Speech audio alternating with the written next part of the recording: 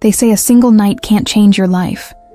But for Sofia Rossi, a single night was all it took to set her world on fire and turn it to ash. She was a chef, a woman who wove dreams from basil and garlic, but whose own dream was unraveling into debt and despair.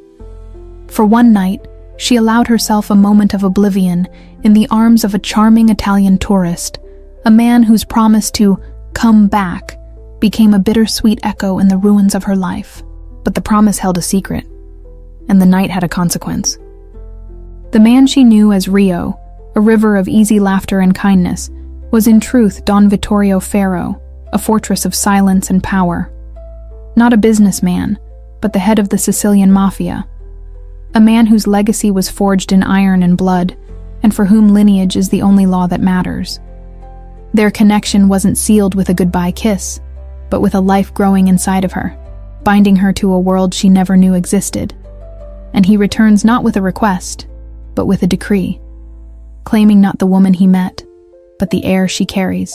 This is the story of an ordinary woman, forced to become a lioness to protect her child in a world of wolves. It is a tale of how a ruthless king who had everything discovers his only vulnerability, and his greatest strength in the small heart beating inside his unborn heir. So, pour yourself a glass of wine, and prepare for a journey from modern America to ancient, dangerous Sicily. Comment with a crown emoji if you believe duty and desire can wage the most dangerous war of all, and subscribe for more stories of love forged in fire. Get ready for a story that proves the most powerful love isn't found, but claimed. It's a story about an unexpected heir, and the Iron Empire he will either unite or destroy. The autumn rain fell on the city not with passion, but with a tired resignation, kissing the asphalt and blurring the streetlights into impressionistic strokes of gold and crimson. On the street, the neon sign for Piccolo Sogno, Little Dream, flickered with a weary defiance. One of the O's in Sogno had surrendered, blinking on and off, like an eye struggling to stay open. The dream was exhausted.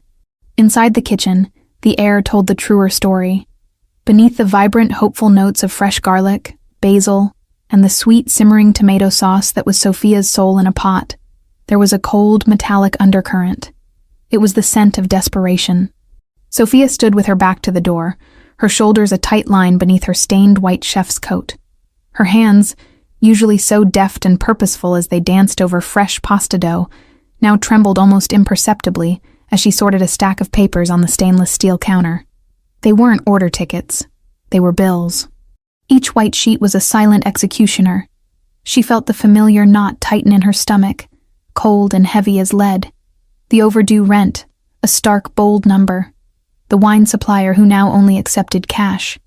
The electricity bill, a bloody red warning stamped across the top. Just one more month, she told herself. The same quiet lie she had been whispering for the past 6. Her eyes scanned the figures without truly registering them. They were too large, too abstract in their power to destroy. One paper, however, was different. It was folded and creased, a pale, sickly shade of red with an official seal. She picked it up. It felt like the heaviest thing in the world. The tremor in her hands worsened. It was not a bill. It was an eviction notice. The word, eviction, seemed to vibrate on the page, a low hum of failure that resonated deep in her bones. The air fled her lungs, leaving a hollow, freezing void.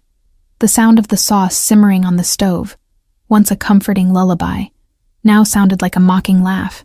The kitchen, her sanctuary, her entire world, suddenly felt like it was shrinking, the steel walls closing in like a trap. She squeezed her eyes shut, the sharp edge of the paper digging into her palm. An image flared in her mind, her father's smiling face as he handed her the keys to this very place, the smell of fresh paint mixing with rosemary. "Make this place your heart, figlia mia," he had said.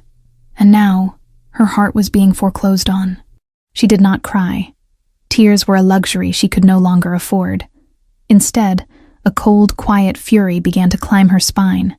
She folded the notice with a violent precision, creasing it again and again, until it was a hard, compact weapon in her hand. She would not sink. If she was going down, she would go down fighting.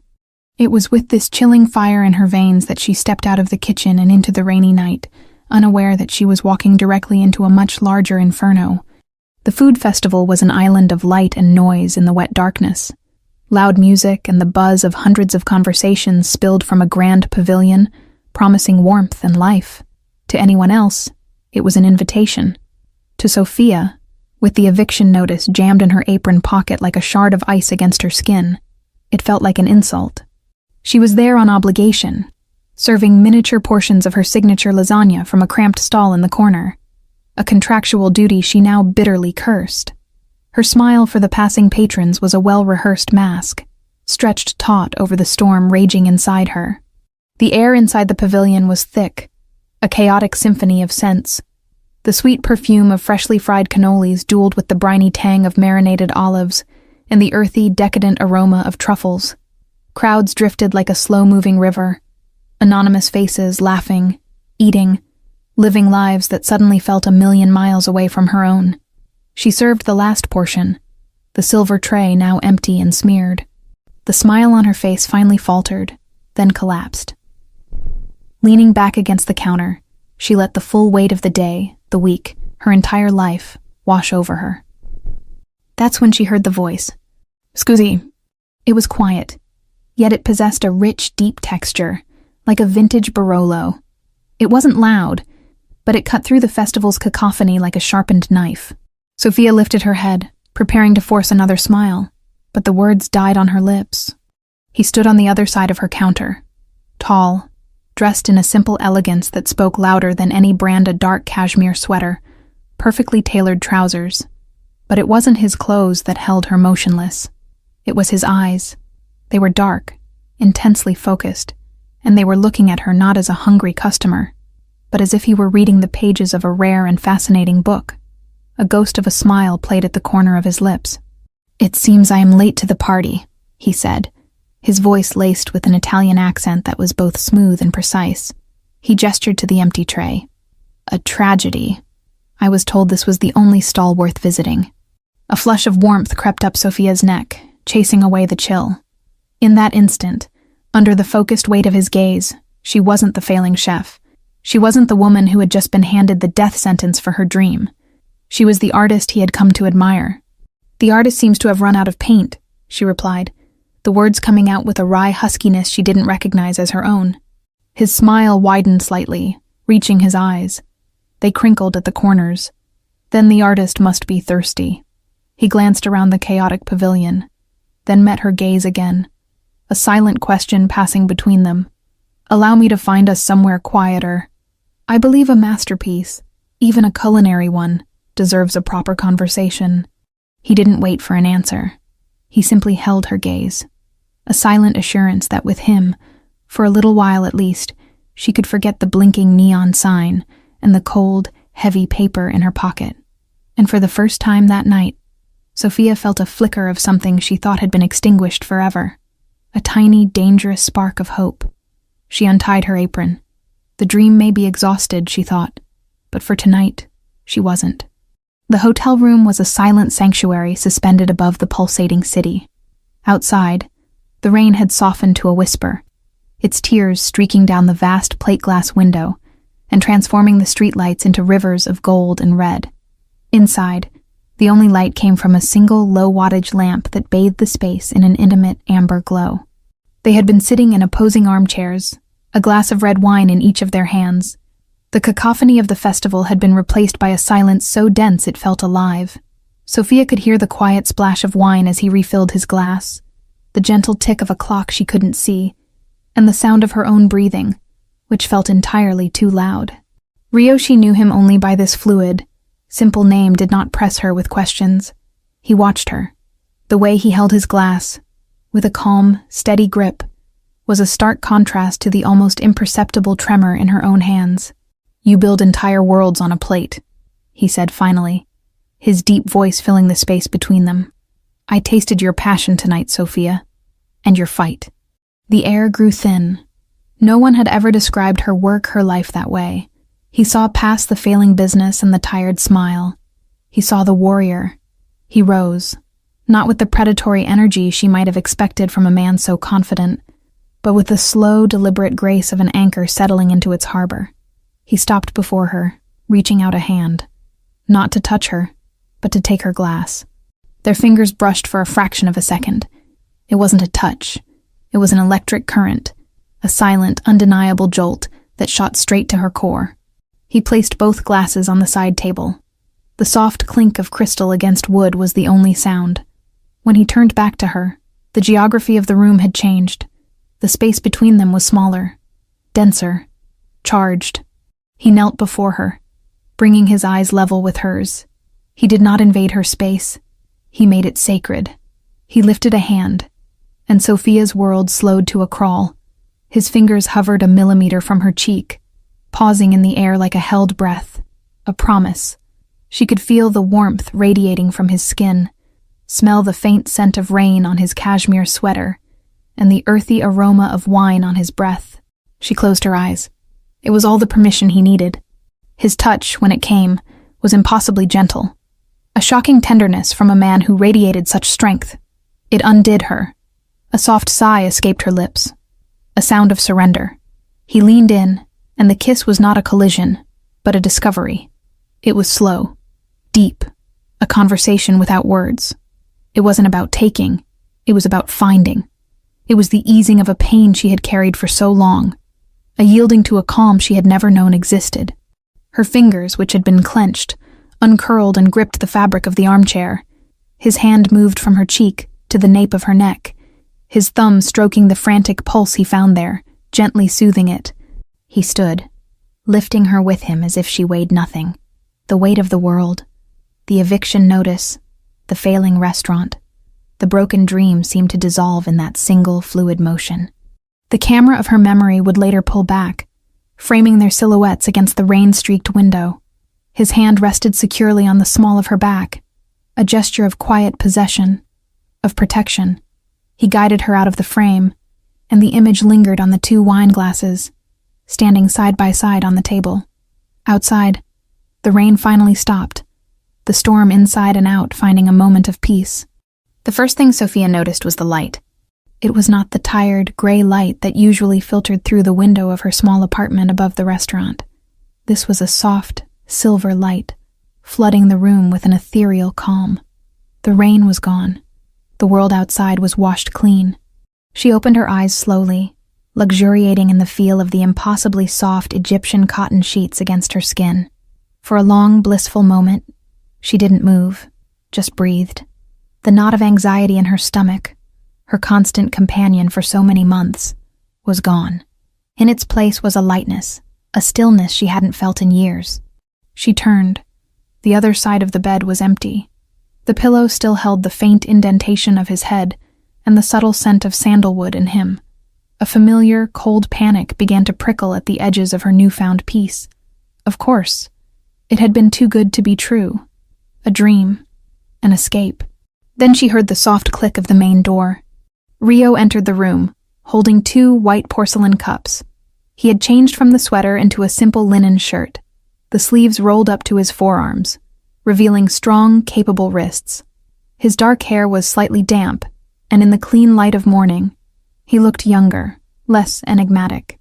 He paused when he saw she was awake. A small smile touched his lips, the same one that had disarmed her completely the night before. "Good morning," he said, his voice a low, pleasant rumble in the quiet room. He walked over and placed one of the cups on her nightstand. The rich, bold aroma of fresh espresso filled the air. "I thought you might need this." Sophia sat up, instinctively pulling the sheet with her to cover herself. She felt exposed, vulnerable under his calm gaze. But there was no hint of predation in his eyes, only a quiet observation. "I don't usually," she began, her voice trailing off, unsure of what she was trying to say. "I know," he interrupted gently, as if he could read the turmoil in her mind. He sat on the edge of the bed, maintaining a respectful distance. "You know, at the festival last night, you smiled 100 times, but I only saw your real smile for the first time this morning, when you were sleeping." He reached out and with his thumb, lightly brushed the corner of her mouth. The gesture was fleeting, feather-light, but it left a trail of warmth on her skin. "I have to leave," he said, and the stillness in the room was suddenly charged with urgency. Family business. It cannot wait. The knot returned to Sophia's stomach, hard and cold. Family business. A wife? Children? The beautiful lie was about to unravel. As if hearing her unspoken fear, he shook his head slightly. It is not what you are thinking. It is complicated. He looked at her then, and the full force of his intensity returned, pinning her in place. But this, he gestured to the space between them, to the room, to the memory of the night. This was not complicated. It was the simplest thing I have felt in a very long time. He stood to leave. He paused at the doorway, turning back to look at her one last time, his dark eyes memorizing her. Sophia, I will come back for you. That is a promise. And then he was gone. He left her in the silent, sunlit hotel room with the taste of espresso on her tongue, and a promise that sounded both like a fairy tale and the most beautiful lie she had ever been told. 6 weeks passed. The fairy tale faded, leaving only the lie. Rio did not return. There were no calls, no messages. He had vanished as completely as he had appeared, a phantom who had drifted into her life and then out again, leaving behind only the ghost of his touch and the lingering scent of sandalwood. The eviction notice became a reality. The Piccolo Sogno closed its doors. The blinking neon sign went dark for good. Sophia packed her life into cardboard boxes, the dream now reduced to a collection of pots, pans, and memories. The lightness she had felt that morning in the hotel room was gone, replaced by a familiar, heavy resignation. The brief, beautiful interlude had only made her return to reality more painful. It was on a Tuesday morning, in the sterile, impersonal bathroom of the friend's apartment where she was temporarily staying, that her world tilted on its axis once more. She stared at the small plastic stick in her trembling hand, at the 2 stark blue lines that appeared with an unforgiving clarity. 2 lines. A positive result. Pregnant. The word didn't feel real. She dropped the test, her hand flying to her stomach. A new life was growing inside of her. Rio's child. The child of a promise. The child of a ghost. The joy that should have been there was choked by a rising tide of pure, unadulterated panic. She was jobless, homeless, and utterly alone. And the father of her child was a man whose last name she didn't even know. Panic was a cold, coiling thing in Sophia's gut. For 3 days, she existed in a fog, moving through the motions of life in her friend's borrowed apartment. She ate without tasting, slept without resting. The 2 blue lines on the pregnancy test had become the epicenter of her world, a stark, silent testament to a single night that had shattered her life's trajectory. The promise, "I will come back for you," now echoed in her mind not as a comfort, but as a cruel mockery. On the 4th day, the fog began to clear, burned away by the first stirrings of the same quiet fury that had propelled her out of her kitchen on the night of the festival. She looked at her reflection in the mirror, the dark circles under her eyes, the pale set of her jaw, and saw not a victim, but the same woman who had refused to cry over an eviction notice. This was not some abstract financial ruin. This was a life, her child, a part of her, and a part of him. She would not let this child come into the world with a ghost for a father. She had to find him. But how do you find a phantom? Rio, a name as fluid and untraceable as water. No last name, no phone number, no digital footprint she could follow. He had paid for everything during their brief time together in cash, a detail that had seemed charmingly old-fashioned at the time, but now felt like a deliberate act of erasure. He had been a ghost by design. She sat at her friend's cluttered kitchen table, a laptop open, a cup of chamomile tea growing cold beside her. She closed her eyes, forcing herself back to that night, pushing past the haze of emotion and wine, searching for a detail, any detail. She replayed their conversations, the easy flow of words in the quiet of the hotel room. He had spoken of his home, but only in vague, poetic terms, of an island where the sun is warmer and the history runs deeper than the sea. Sicily, she had assumed, but that was a clue as vast and unhelpful as an ocean. She let out a frustrated sigh, her fingers drumming against the table. Think. What did they do? They talked. They drank wine. The wine. The memory surfaced, a bubble of clarity rising through the murky waters of the past. In the hotel room, he had ordered a specific bottle. She had commented on its unique, earthy taste. He had smiled. "It is from a small vineyard near my family's estate," he had said. "A difficult grape. It only grows in the volcanic soil of one particular mountain. Stubborn, but worth the effort." She hadn't known the name then, but she remembered the label on the bottle. It was distinctive, elegant, and simple. She had traced the embossed lettering with her finger. Her own fingers flew across the keyboard now. She typed in every combination of words she could think of. Rare Sicilian wine volcanic soil. Exclusive Italian wine Mount Etna. Boutique winery Sicily. The search results were a deluge of tourist sites, wine blogs, and export companies. Page after page, she scrolled through images of wine labels, her eyes growing sore from the screen's glare. None of them were right. Doubt began to creep in again, cold and sharp.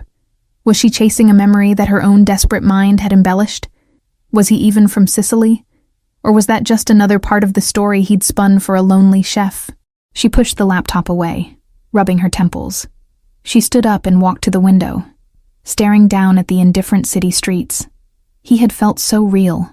The connection between them had been the most tangible thing she had experienced in years. Could a man fake such intensity? The way he looked at her, the way he had listened. It couldn't all have been a lie. She went back to the table, her resolve hardening. She would try one more time. This time, she didn't search for the wine. She searched for the feeling. What had he said?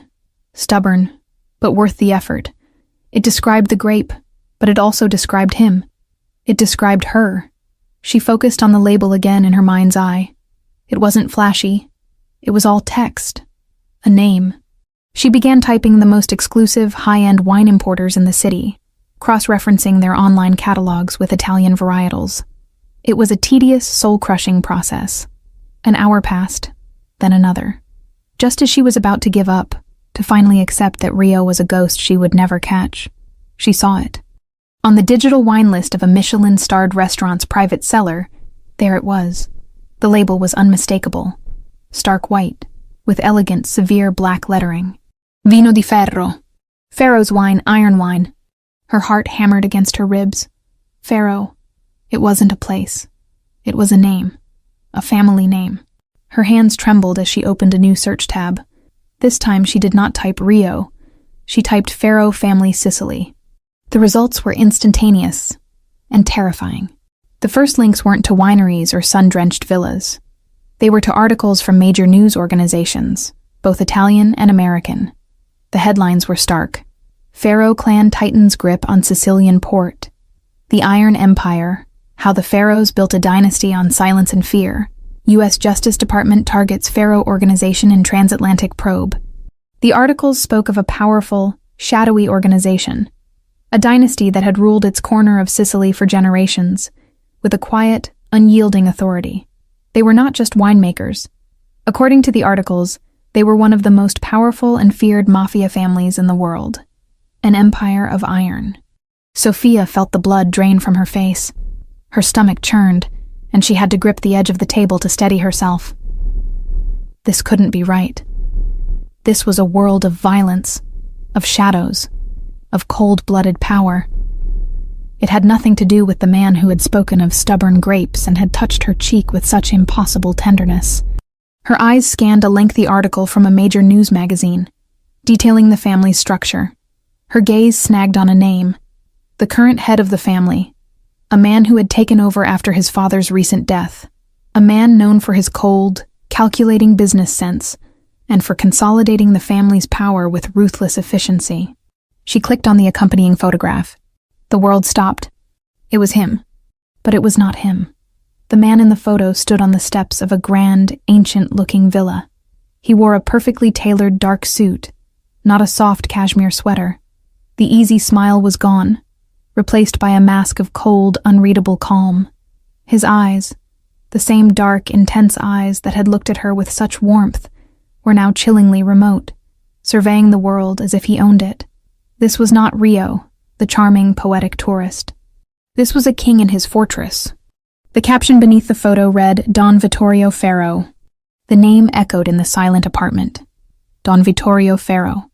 It was a name that felt like a judgment, a final, unyielding wall between the man she had known and the man in the photograph.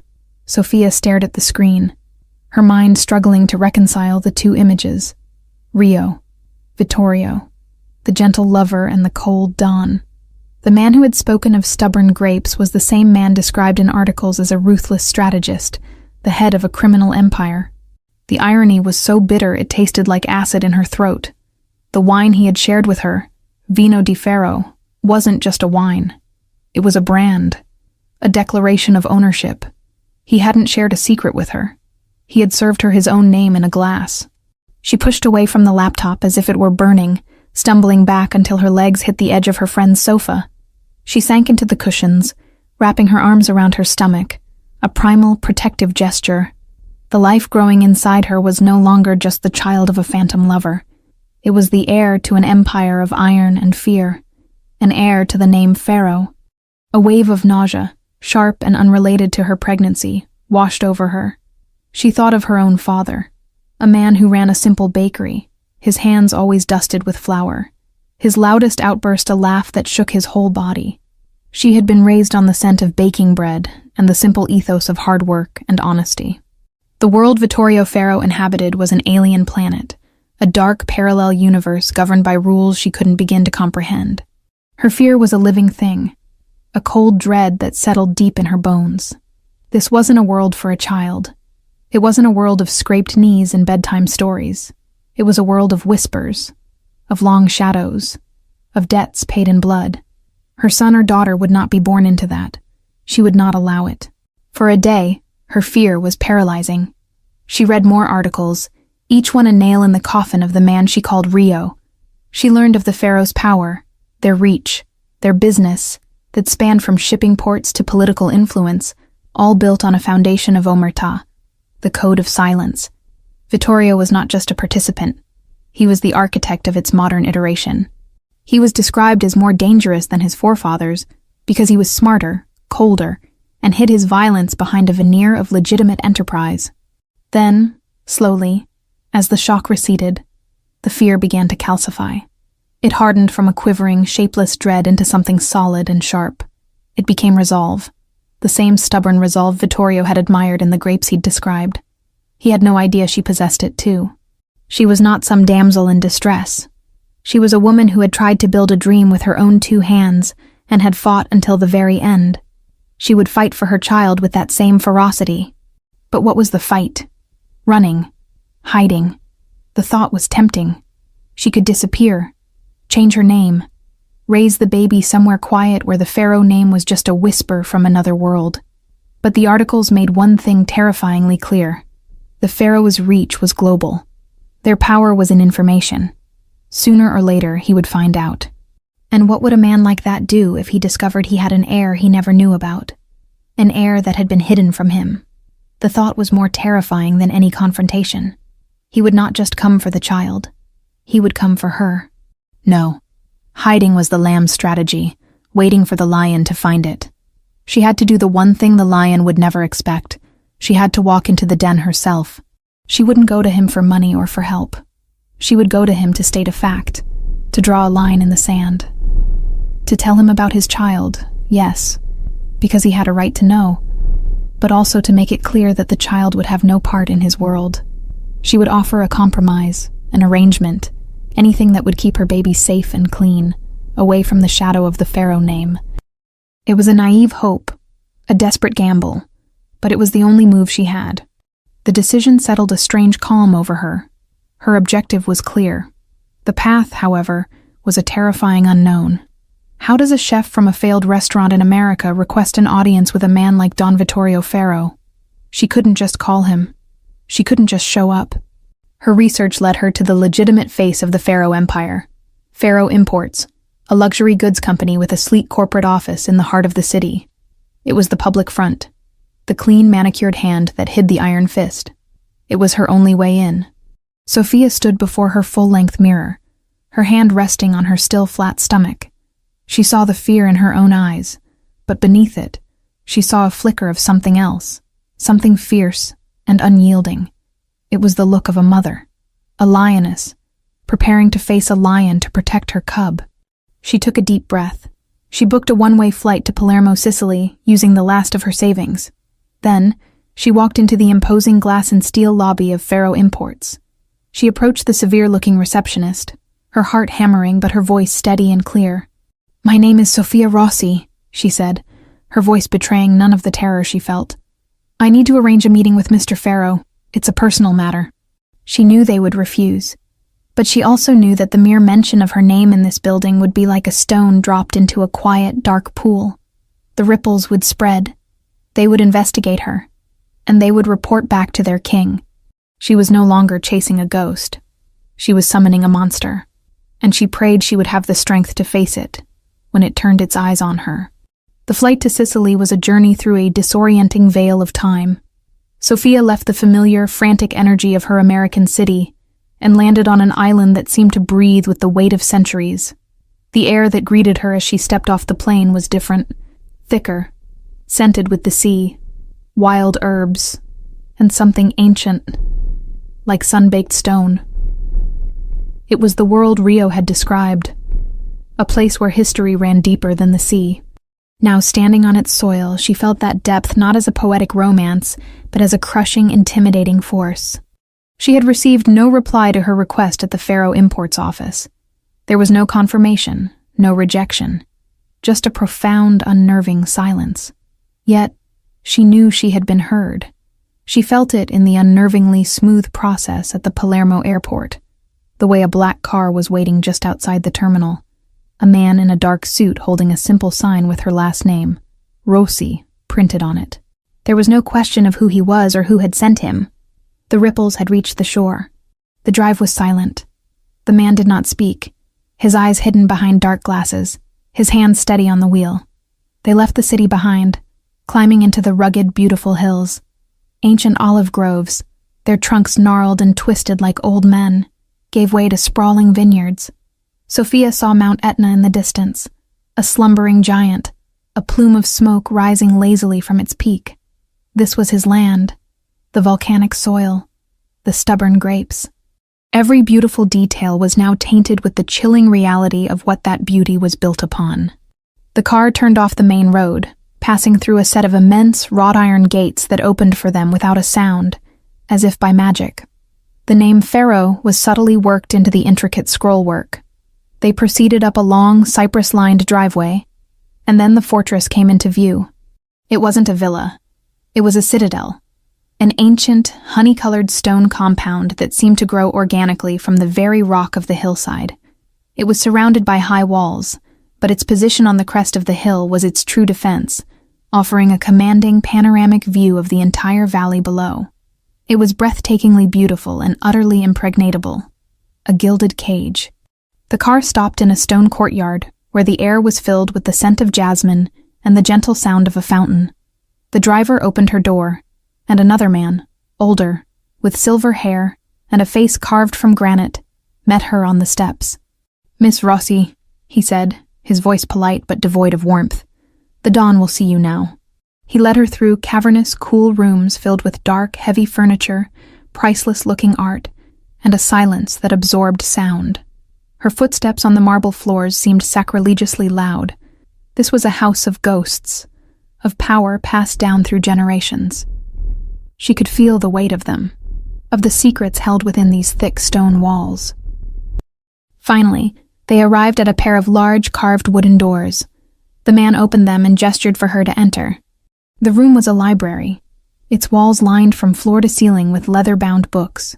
A massive, ornate desk stood before a vast window that framed the volcano like a living painting. And behind the desk, silhouetted against the afternoon sun, stood Vittorio Faro. He was not wearing a suit. He was dressed in simple, dark trousers and a white shirt, unbuttoned at the collar. He looked less like the corporate titan from the news photo and more like a landed king surveying his domain.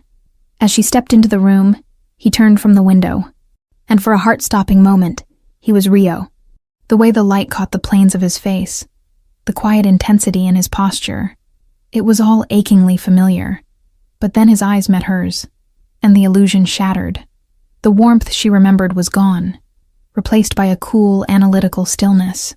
He looked at her not with recognition, but with the detached curiosity of a collector examining a new, unexpected acquisition. "Miss Rossi," he said, His voice was the same deep, resonant timbre she remembered, but it held a different quality now. The warmth was gone, replaced by the cold, hard polish of command. "You have come a long way. I trust your journey was comfortable." The polite, meaningless words were a dismissal of everything that had passed between them. He was setting the terms. They were strangers. Sophia's carefully prepared speech, the lines she had rehearsed over and over, evaporated from her mind. She was left with only the raw, desperate truth. "I didn't know who you were," she said, her voice a little shaky but clear. A flicker of something amusement, annoyance, passed through his eyes. "Most people who seek me out do. It saves time." "I'm not seeking anything from you, Mr. Farrow." "Don Farrow," he corrected her, the words soft but weighted with iron. "In this house, that is my name, and you are here. That, by definition, means you are seeking something." He hadn't moved from behind the desk. He was a general, and this was his command post. The entire room, the entire fortress, was an extension of his will. Sophia felt her resolve wavering under the sheer force of his presence. She took a breath, her hand unconsciously moving to her stomach. His eyes followed the small movement. His expression did not change, but the stillness in the room deepened, became heavier. He had been waiting for it. "I'm pregnant," she said, the words falling into the silence like stones into a well.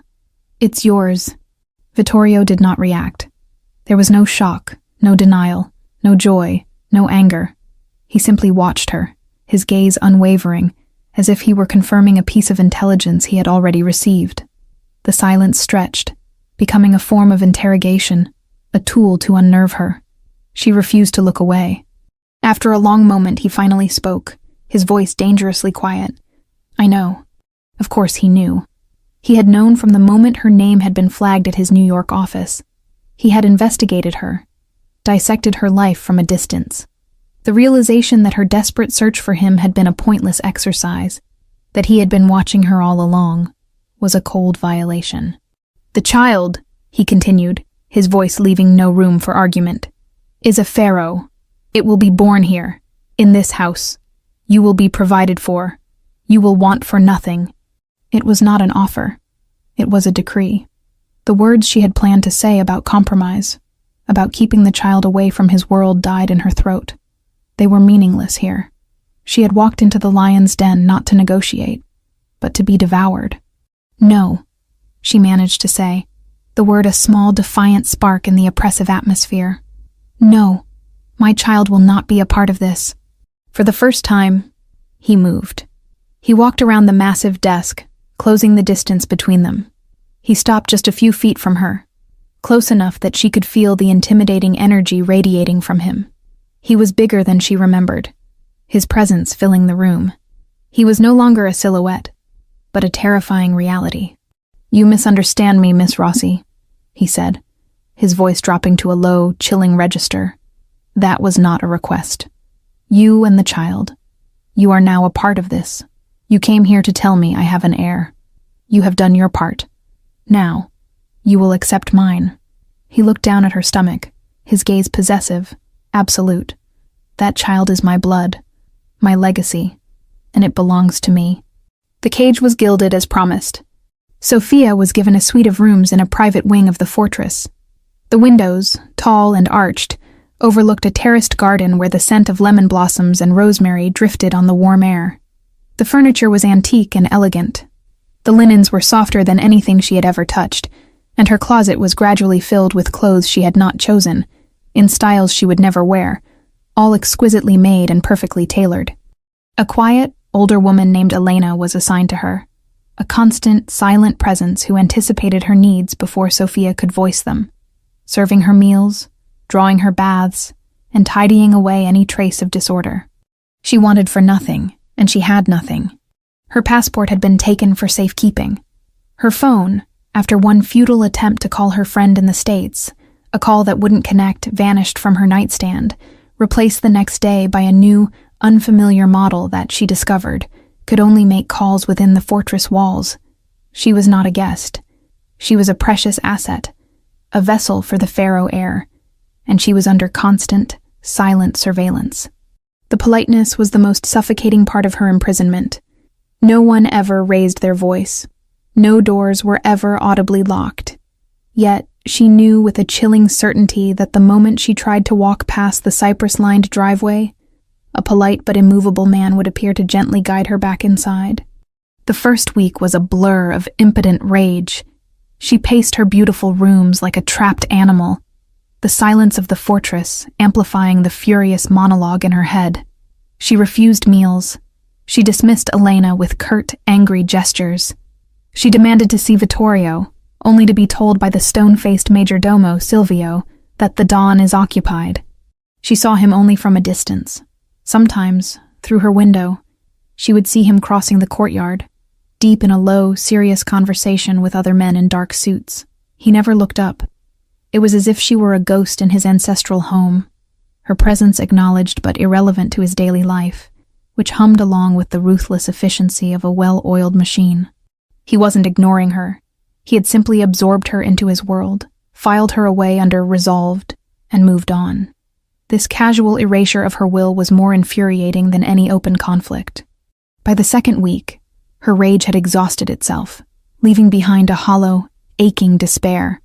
She began to eat, not out of desire, but out of a dawning, grim realization. She wasn't just fighting for herself anymore. She was fighting for two. The life inside her needed strength, and she would not starve it out of spite. It was during this period of quiet resignation that the true nature of her new life began to reveal itself. The romance was not dead. It had merely gone underground, existing in the silent, unacknowledged spaces between them. It was a romance told not in words, but in objects and gestures. One evening, a small, leather-bound book appeared on her bedside table. It was a collection of Sicilian folk tales, written in English. There was no note. She knew who had left it.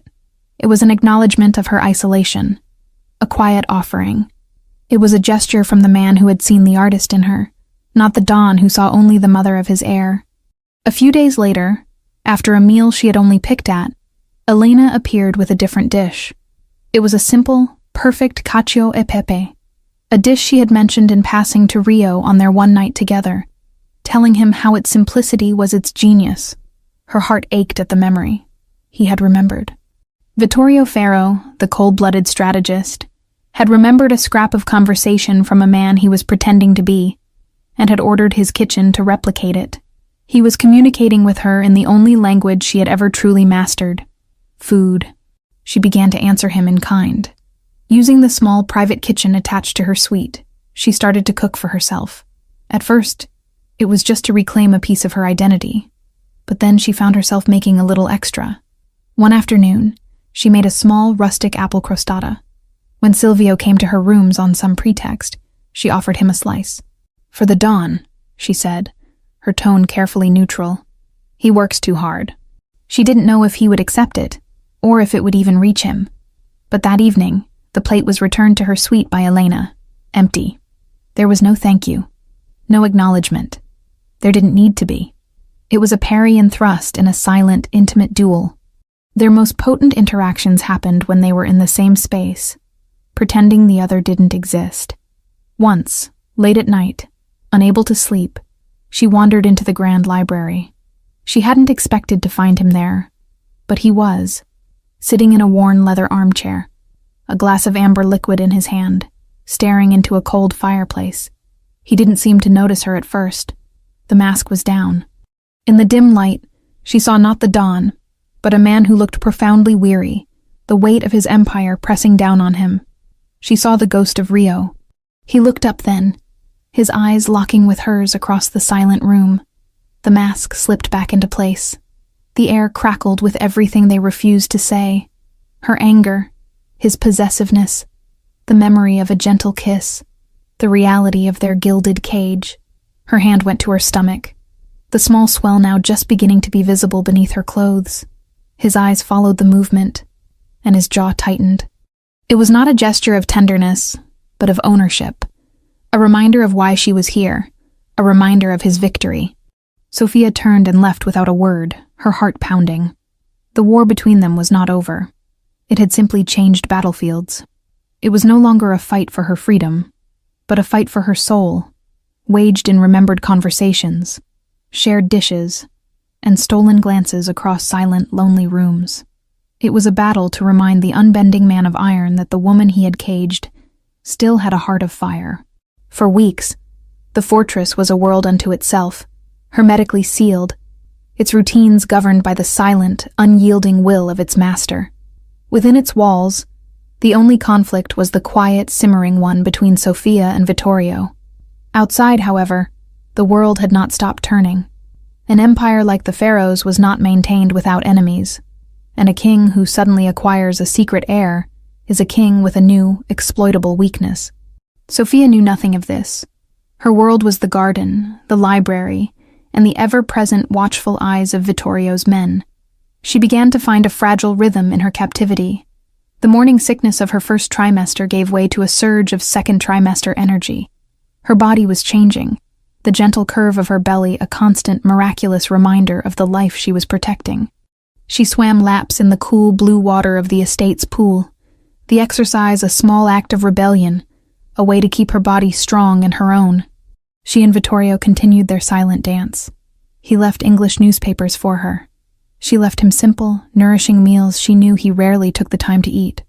They were two planets in a fixed orbit, held in place by the gravitational pull of the child between them, never touching, but always aware of the other's presence.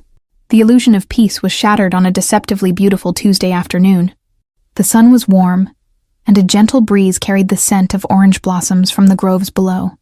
Sofia was walking along a secluded path at the far end of the gardens, a place she favored for its privacy. Elena was a discreet distance behind her, carrying a tray with water and fruit. The only sounds were the crunch of gravel under her feet and the lazy buzz of bees. The first sign that something was wrong was a sudden tension in the air, the kind that precedes a thunderstorm. The birds in the cypress trees fell silent. Elena stopped walking. Sofia turned, a question on her lips, and saw the older woman's face was pale, her eyes wide and fixed on something over Sofia's shoulder. Before Sofia could turn, her world collapsed into a blur of rough fabric and the stale scent of tobacco. A force like a band of steel wrapped around her waist, lifting her off her feet, while a hand pressed against her mouth, stifling the scream before it was born. Panic, cold and absolute, seized her. She thrashed, kicking her feet, her nails clawing at the hand over her face. Through her panicked vision, she saw another man appear, saw Elena fall to the ground with a cry that was abruptly cut short. They were not Vittorio's men. They were dressed in the rough clothes of farm laborers, but their eyes were cold, their movements brutally efficient. Wolves in sheep's clothing, they had breached the fortress walls. Sofia's mind raced. The baby. Her hands flew to her stomach, her struggles becoming more frantic, more desperate. The man holding her grunted, a string of harsh, guttural Sicilian curses. He began to drag her backward, away from the house, toward a small hidden gate in the garden wall. Then, a sound cut through the air, not a gunshot, but a single, sharp, commanding shout. Vittorio's voice. What happened next was a blur of controlled, terrifying movement. Two of Vittorio's guards, materializing from the landscape as if from nowhere, moved to intercept the man near Elena. The confrontation was swift and almost silent, a ballet of brutal efficiency. But Sofia was still in the grasp of the first man, who now pressed something cold and sharp against her throat. He continued to drag her toward the gate, using her as a shield. Her heart hammered against her ribs, a frantic drumbeat of terror. And then Vittorio was there. He moved with a speed and grace that seemed impossible for a man his size. He had come from the direction of the house, and in his hand was an object of cold, dark steel. But the true weapon was the chilling familiarity of lethal intent in his eyes. He was no longer the businessman, the weary Don, or the ghost of Rio. He was a predator, his face a mask of cold, lethal fury, his dark eyes fixed not on Sofia, but on the man who held her. "Let her go," Vittorio said, his voice calm, but with a deadly edge that was more terrifying than any shout. The man holding Sofia laughed, a harsh, nervous sound. The great Don Pharaoh, with a weakness, who would have thought? He emphasized the threat with a slight increase in pressure against Sofia's skin. "Drop the gun," or your heir dies before it ever sees a Sicilian sun." Sophia squeezed her eyes shut, a tear of terror escaping and tracing a hot path down her cheek. She could feel the man's heart pounding against her back, could smell his fear. Vittorio did not lower his arm. His gaze remained locked on the man, cold and calculating. He was making a decision, weighing variables in a deadly equation. For a terrible frozen moment, Sophia thought he might sacrifice her. She was a vessel, an inconvenience, but the child was his legacy. Then Vittorio's eyes met hers over the man's shoulder. For a fraction of a second, the mask of the Don slipped. She saw not a cold calculation, but a raw, possessive rage. It wasn't about his legacy. It was about her. Someone was touching what belonged to him, and that was a sin for which there was no forgiveness. "You made a mistake," Vittorio said quietly, his voice a low promise of death. "You think she is my weakness. She is not." He took a half step to the side, changing the angle. "You are." There was no further warning. A sudden deafening crack echoed through the garden, a sound so violent it seemed to tear the air itself. Sophia flinched, a scream catching in her throat as the arm around her went slack. The weight against her vanished, and she was falling. But before she hit the ground, another pair of arms caught her. Strong, familiar arms. Vittorio pulled her away from the fallen man, turning her body so she wouldn't have to see, his hand coming up to cup the back of her head, pressing her face into the clean, solid warmth of his chest. His other hand went instantly to her stomach, a possessive, protective gesture that was pure instinct. She was trembling uncontrollably, her body racked with adrenaline and shock. She could feel the frantic, heavy beat of his heart against her cheek. He held her tightly, shielding her from the aftermath, from the sight of his men now silently and efficiently dealing with the scene. He said nothing. He just held her, his hand splayed protectively over their child, his presence a wall of iron between her and the brutal world that had just tried to claim her. In that moment, the gilded cage had been breached, but for the first time, Sophia understood that its bars were not just meant to keep her in. They were meant to keep the wolves out. And the most dangerous wolf of all was the one holding her now, his scent of power and violence and undeniable, terrifying comfort. The aftermath of the attack was as silent and efficient as the violence itself. Within minutes, the bodies were gone. The gravel on the path was raked smooth, and the scent of jasmine and orange blossoms once again dominated the air. The only evidence that anything had happened was the lingering tremor in Sophia's hands and the hard, unyielding set of Vittorio's jaw. He did not release her immediately. He led her back to the house, one arm still wrapped securely around her, his hand a warm, heavy weight on the small of her back. It was not a gentle, comforting gesture. It was an act of possession, a non-negotiable claim. His men fell into formation around them, a moving wall of dark suits and grim faces. The fortress was on high alert, the invisible perimeter of security now made manifest and suffocating. He did not take her to her suite. He led her to his own private study, a room she had never entered. It was starkly masculine, dominated by a large clean desk, shelves of what looked like historical ledgers, and detailed maps of Sicily on the walls. It was the nerve center of his empire. He sat her down in a deep leather armchair and poured her a small glass of water with a hand that was perfectly steady. He had already holstered his weapon, the transition from lethal enforcer back to controlled Don seamless and chilling. He stood before her, watching her as she took a shaky sip of water. The analytical coldness was back in his eyes, but it was overlaid with a dark, simmering rage that was not directed at her, but at the world, at his enemies, at his own failure to keep the walls of his fortress impenetrable. "Are you hurt?" he asked, his voice a low, rough command. It was not a question of care, but a demand for information. Sophia shook her head, unable to find her voice.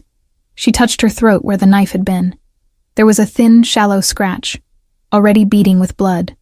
Vittorio's eyes darkened. He reached out, his fingers tilting her chin up to inspect the mark. His touch was surprisingly gentle, a stark contrast to the violence she had just witnessed. For a moment, his thumb brushed against her skin, a gesture so reminiscent of Rio that her breath caught in her throat. He seemed to realize it at the same time, his hand dropping away as if burned. The mask of the dawn slammed back into place. He turned and spoke in rapid, guttural Sicilian into an intercom on his desk. Minutes later, the silver-haired majordomo, Silvio, entered with a small first aid kit. Vittorio took it himself, dismissing the older man with a nod. He knelt before her, the way he had in the hotel room. But this time was a universe away from that night of gentle discovery. He cleaned the small cut with an antiseptic wipe, his movements precise and impersonal. But he was so close she could feel the heat coming off his body, see the coiled tension in his shoulders. "This will not happen again," he said, his voice a flat, cold promise. It was not meant to be a reassurance. It was a statement of intent, a vow of retribution against those who had dared to touch what was his. The dam of Sofia's composure, held together by shock and adrenaline, finally broke. It was not a flood of tears, but of anger. "This is your fault," she whispered, her voice trembling with a fury that was equal parts fear and resentment. "This happened because of you, because of this world you dragged us into." He finished tending to the cut and stood up, looking down at her, his expression unreadable. "You were not dragged. You walked in yourself." "To protect my child," she shot back, her voice gaining strength. "To keep him away from this, away from guns and knives in the garden." "And where would you have gone?" he countered, his voice dangerously soft. "Some quiet town? Do you think they would not have found you? They found you here, inside walls that have stood for 500 years. Out there you would have been a lamb tethered to a stake, waiting for the slaughter. Here, you are in the heart of the pride. There is no safer place in the world for you." "Safer?" she laughed, a harsh, broken sound. "I just had a knife to my throat. Your world put us in danger." "My world," he said, his voice dropping even lower, each word laced with steel, "is the only thing keeping you alive. My name is the reason you were a target, but it is also the reason you are still breathing." He was right. The terrifying logic of his world was inescapable. His name was both the poison and the antidote.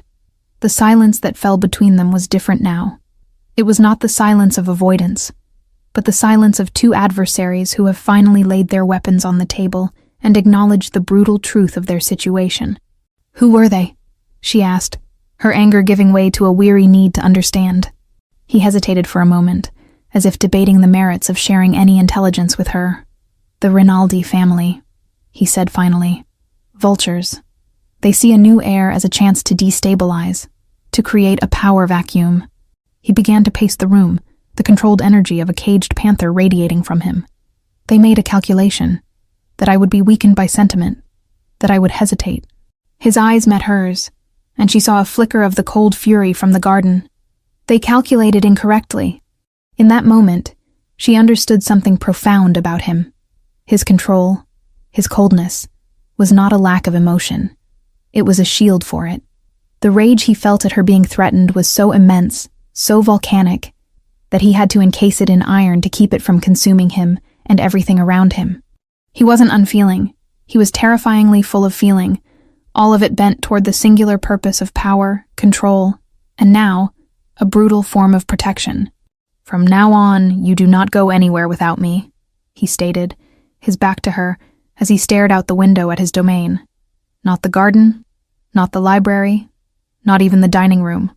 Where I go, you go. You are no longer just a resident of this house, Sophia. You are the shadow of its master. It is the only way I can guarantee your safety." It was a declaration that changed everything. The gilded cage had just become smaller, its bars now forged from his constant, suffocating presence. It was a prison sentence.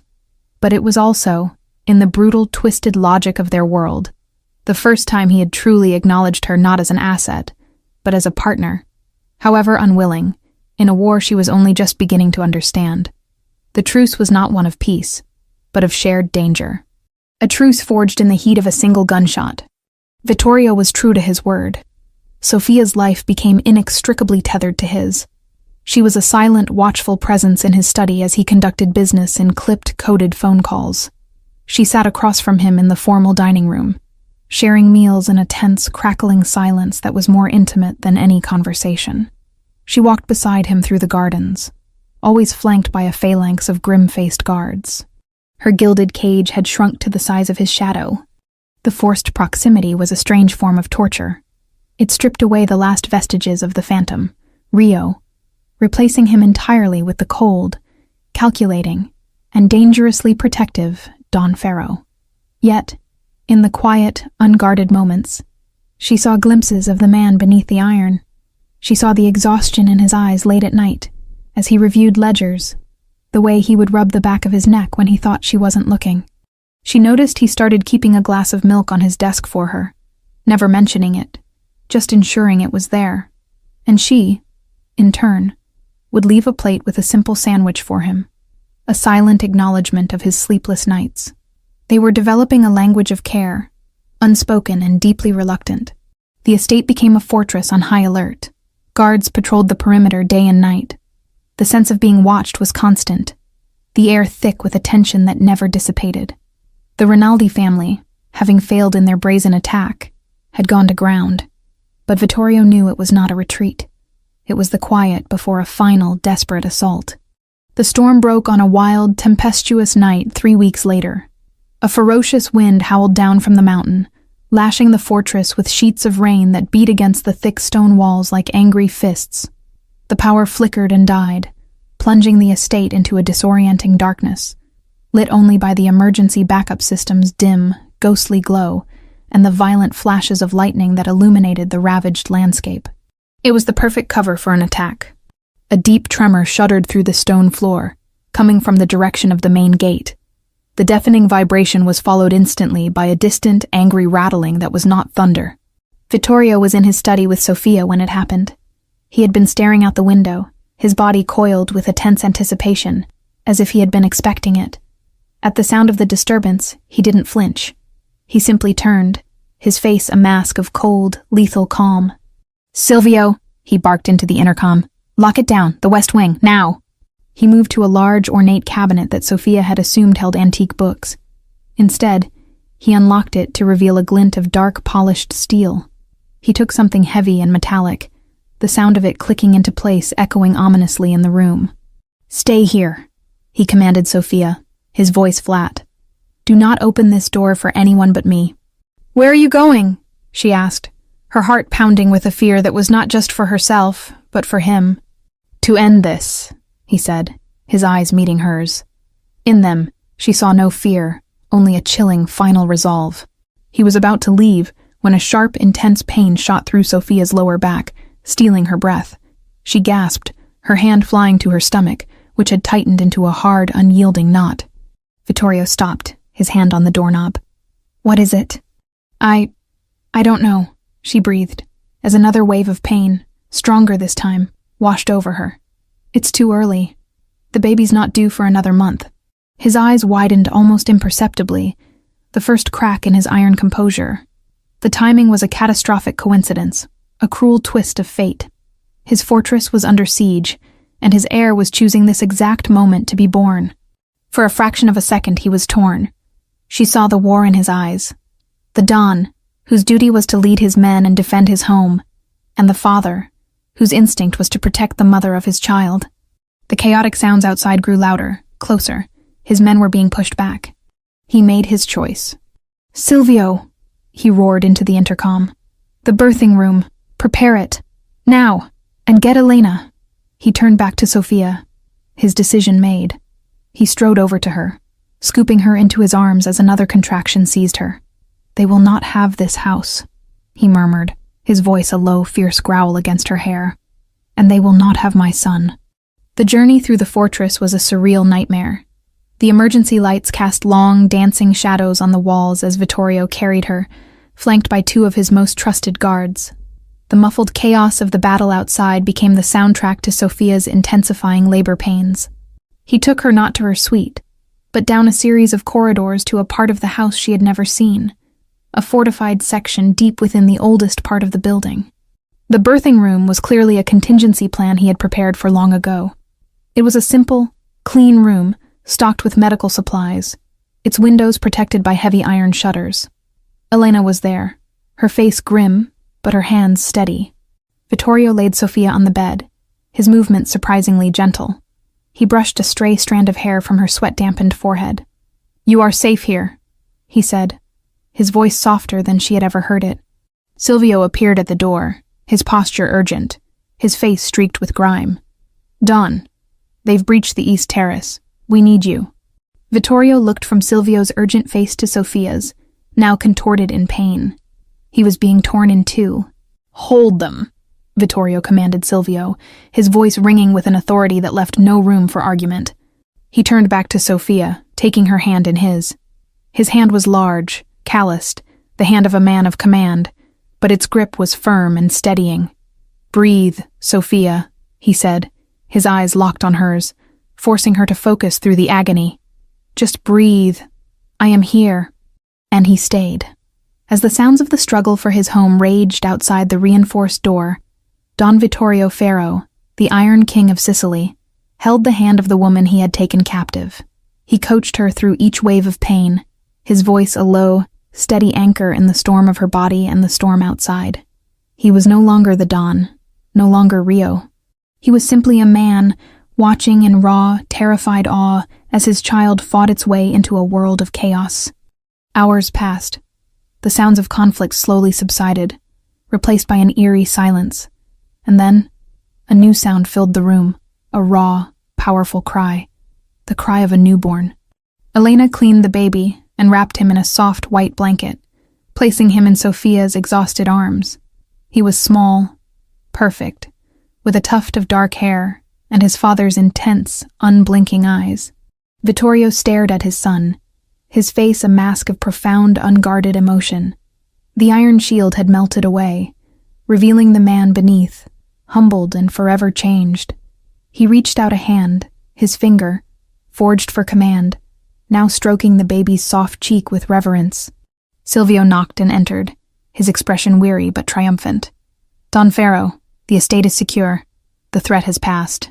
Vittorio didn't look away from his son. "Good," he said quietly. Then he looked at Sophia, his eyes filled with a new, raw vulnerability. He had defended his fortress. He had won the war. But in this small, quiet room, holding her hand as their son was born, he had finally, truly, surrendered. In the aftermath of the storm, a profound quiet settled over the fortress.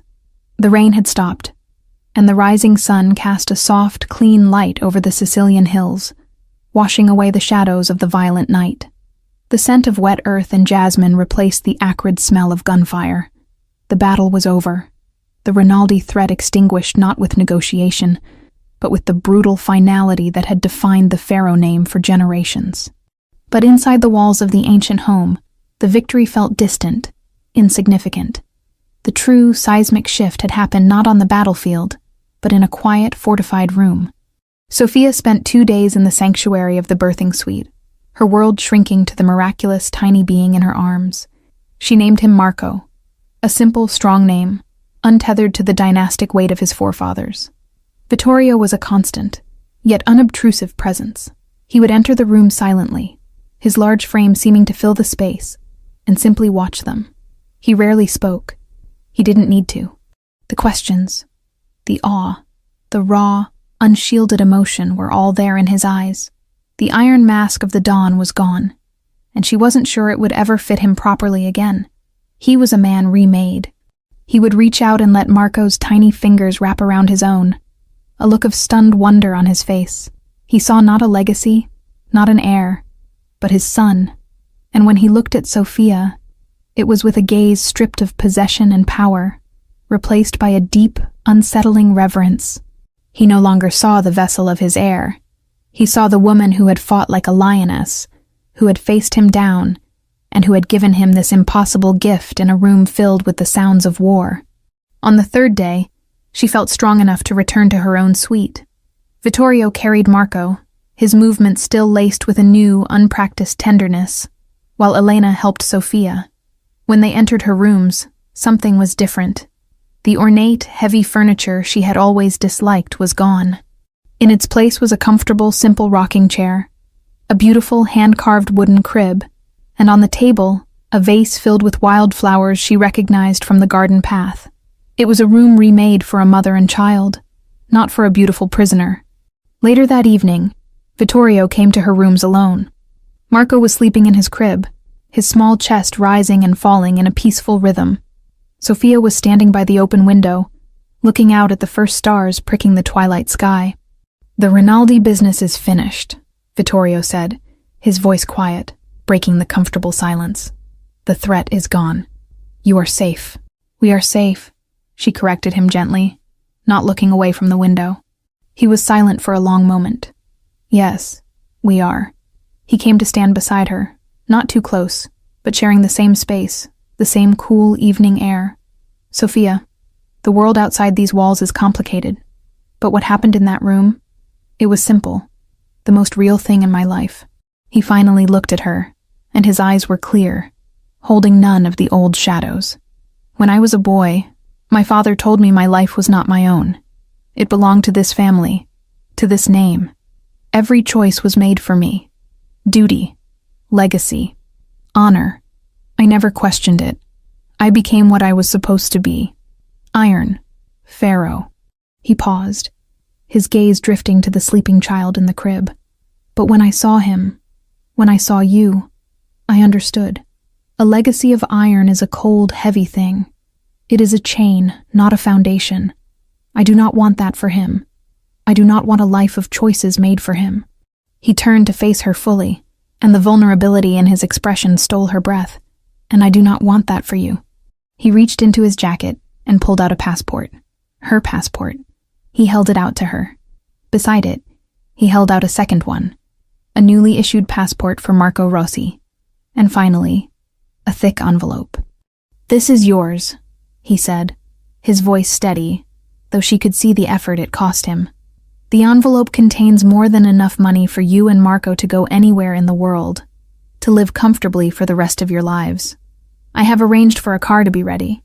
It will take you to Palermo, to a private jet. No one will stop you. No one will follow you. You have my word. The word of Don Pharaoh." Sophia stared at the documents in his hand. It was everything she had wanted, everything she had fought for since the moment she'd learned who he was. Freedom, an escape, a clean slate for her son, away from this world of violence and shadows. The door of the gilded cage was finally, truly, open. She looked from the passports to his face. She saw the man who had knelt before her in a hotel room, the man who had held her hand through the agony of childbirth while his world burned. She saw the ghost of Rio and the soul of Vittorio, finally integrated into one man, standing before her, offering to tear his own heart out to give her what he thought she wanted. She thought of a life in some quiet, anonymous town, a life of peace, of safety, a life without him, and she realized, with a sudden, shocking clarity, that the safety of the cage was no longer what she feared. A life without the complex, dangerous, fiercely protective man before her, that was the true prison. Slowly, she reached out, but her fingers did not take the passports. Instead, she gently pushed his hand down, her hand covering his. "You said it yourself, Vittorio," she said softly, her voice thick with an emotion she could no longer deny. "Your life was not your own. Your choices were made for you." She looked up, meeting his stunned gaze. "What if you made a new choice? What if we did?" She took a small step closer, into his space, into his world, by her own volition for the first time. A legacy isn't just about what is passed down. It's about what you build. Let's not give our son a legacy of iron. Let's give him a legacy of choice, starting with our own. A single tear traced a path down Vittorio's cheek, a crack in the iron she had never thought she would see. He didn't wipe it away. He simply stared at her, a man seeing the sunrise for the very first time. He had offered her freedom, and in return, she was offering him something far more terrifying and beautiful. A shared future, a new dream. Not a piccolo sogno, but a grand one. Big enough for a lion, a lioness, and their son.